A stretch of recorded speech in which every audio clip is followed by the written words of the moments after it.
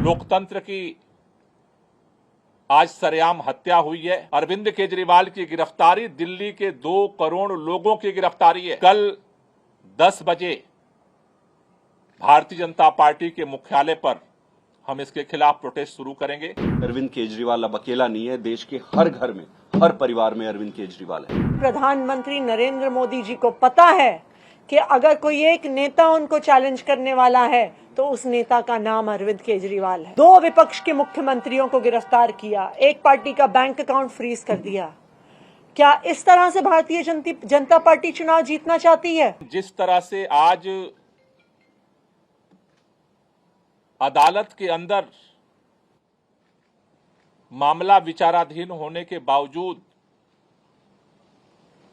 आनन फानन में रात के अंधेरे में देश के प्रधानमंत्री माननीय नरेंद्र मोदी जी ने, भारतीय जनता पार्टी की सरकार ने एजेंसियों को भेज करके देश की राजधानी के चुने हुए प्रचंड बहुमत के मुख्यमंत्री को सरेआम गिरफ्तार किया है, वो आज देश के लिए एक कलंक है। लोकतंत्र की आज सरेआम हत्या हुई है और देश के अंदर इस बात का ऐलान हुआ है कि अब इस देश के अंदर भारतीय जनता पार्टी और उसकी सरकार के खिलाफ अगर कोई बोलने की जुर्रत करेगा तो उसे किसी भी कीमत पर बख्शा नहीं जाएगा, उसे गिरफ्तार किया जाएगा। लेकिन यह शुरुआत हुई है।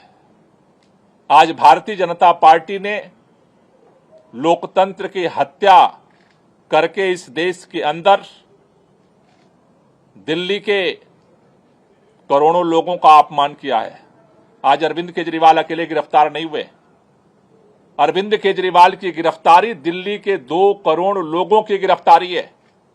अरविंद केजरीवाल की गिरफ्तारी इस देश के अंदर जो करोड़ों करोड़ों लोग इस बात का सपना सजोए बैठे हैं कि हमारा देश दुनिया का सबसे बड़ा लोकतंत्र है, इस देश के संविधान से मोहब्बत करने वालों को गिरफ्तार किया गया है।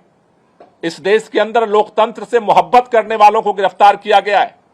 इस देश के अंदर उस नई राजनीति की उम्मीद जो जनता के लिए काम करेगी उसको गिरफ्तार किया गया है।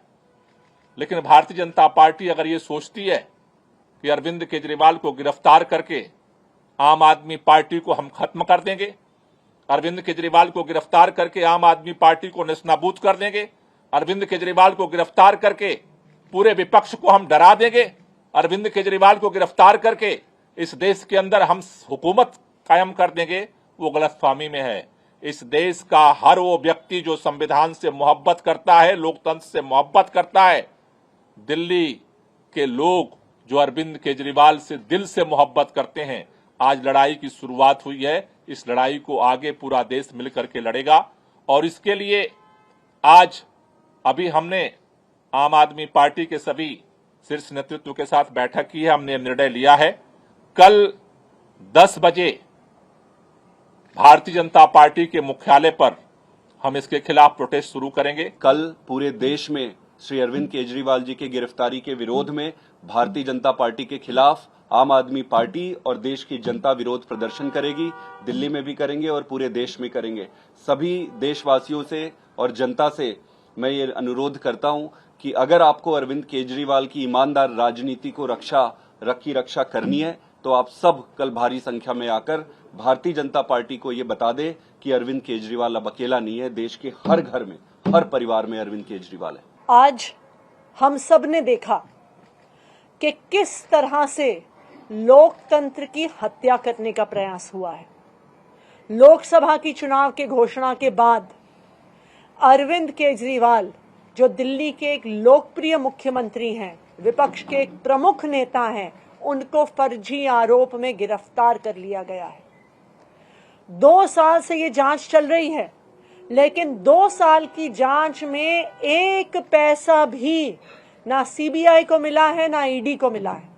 लेकिन जैसे ही चुनाव की घोषणा होती है तो अरविंद केजरीवाल जी को गिरफ्तार कर लिया जाता है। क्यों? इसलिए किया जाता है क्योंकि प्रधानमंत्री नरेंद्र मोदी जी को पता है कि अगर कोई एक नेता उनको चैलेंज करने वाला है तो उस नेता का नाम अरविंद केजरीवाल है।